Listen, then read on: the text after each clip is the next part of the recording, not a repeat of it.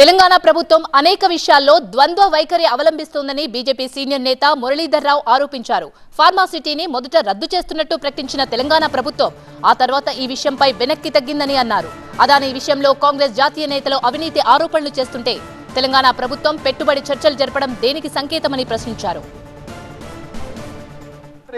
10 రోజుల క్రితం మేము రద్దు చేస్తామని చెప్పడం జరిగింది. ఫార్మాసిటీ ఇది మామూలు ప్రాజెక్టు కాదు, ఏదో 50 ఎకరాలు 20 ఎకరాల ప్రాజెక్టు కాదు, ఏదో ఒక రోడ్డు కాదు.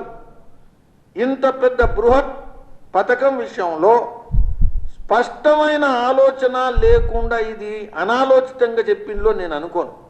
రద్దు చేస్తామని చెప్పింది. రద్దు చేస్తామని చెప్పిన తర్వాత 31 డిసెంబర్ 10 రోజుల క్రితం రద్దు చేస్తా అన్న తర్వాత 31 డిసెంబర్ రోజు ఈ రద్దు నిర్ణయాన్ని వెనక్కు తీసుకుంటున్నామని సీఎం ప్రకటించడం జరిగింది. కాంగ్రెస్ ఏమో దీన్ని ఇంకా వ్యతిరేకిస్తున్నది, అదాని విషయంలో ఇంకా మాట్లాడుతున్నది. అయితే